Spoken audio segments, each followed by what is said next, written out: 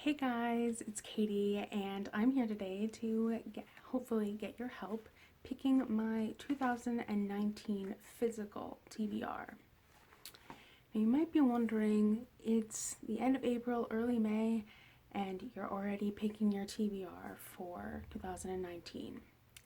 Well, yes, I am, and because I kind of have to.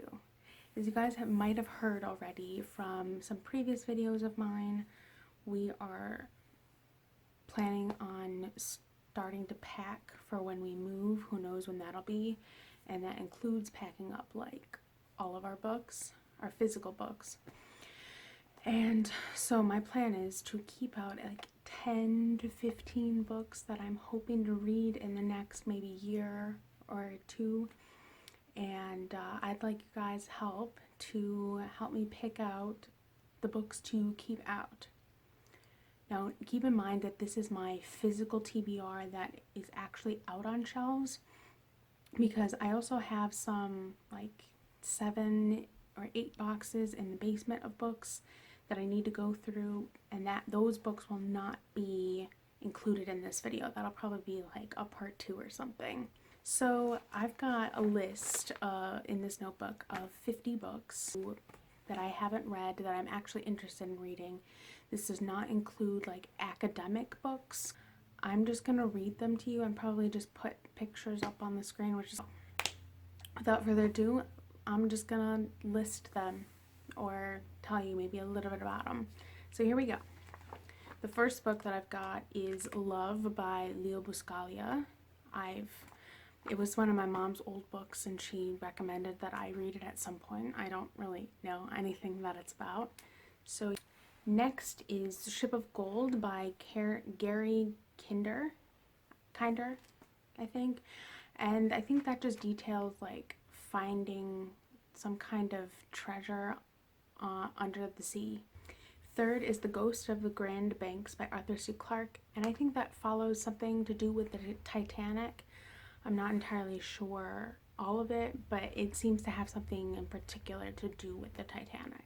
4 is The Ides of March by Thornton Wilder, and I think that's some kind of like political commentary like book. Number 5 is called The Devil's Advocate. It's by Morris L. West, and I think that's like, it's something fun or funny back in the Middle Ages. I think that someone was murdered and there's some kind of murder mystery. That now books 6 to I think 18 are all Ludlum books. I have several different Ludlum books.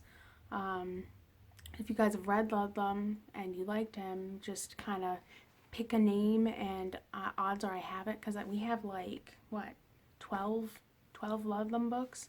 Then 19 Shocking Secrets on the of American History. It's by a person named Coate. I think I got that one as a gift. I don't really know much about it. Then 20 is World War Z by Max Brooks. It's a zombie apocalypse book, which is normally not my cup of tea, but it was recommended to me by my college's admissions guy. Number 21 is Renaissance, Princes, Popes, and Prelates, and I couldn't quite figure out who the author of that was, but it seems to be kind of a sort of non-fiction-y book of some kind. Then there's Shibumi by Trevanian, and I think it has something to do with an event in Japan. Then West Side Story, which is, you know, based on the musical West Side Story. Number 24 is Shogun by James Clavell. I think it's another kind of historical fiction type book. Which Tristan and Isolde, which is if you guys have ever heard of the opera The Ring by Wagner, that is definitely plays a part. It's kind of a love story. I think it might be more of like similar to a Romeo and Juliet. Great Rehearsal by Carl Van Doren. I don't know anything about that book. Next is The Scarpetta Factor by Patricia Cromwell.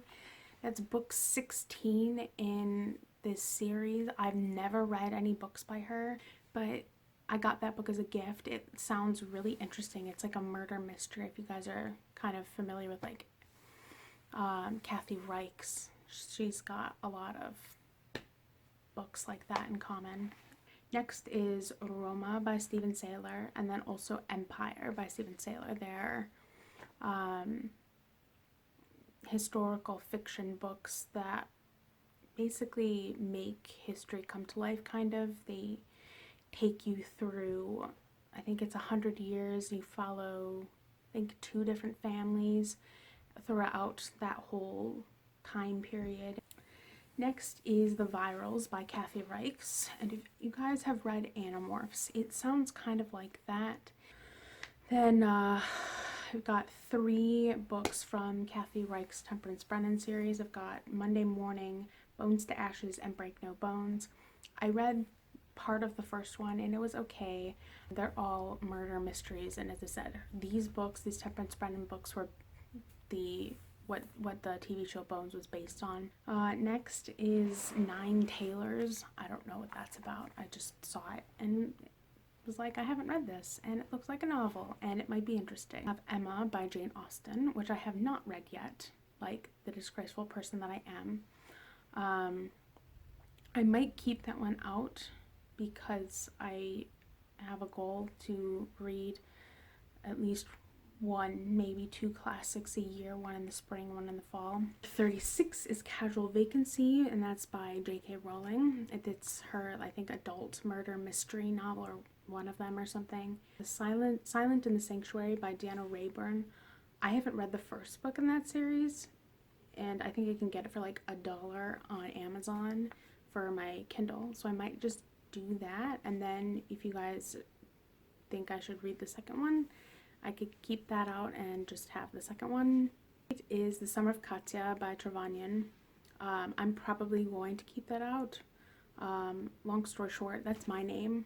Keep that out. It's it's a psychological thriller and kind of like horror gothic romance-esque from what I've heard, which is amusing to me. Is the Sherlock Holmes Handbook by Riggs.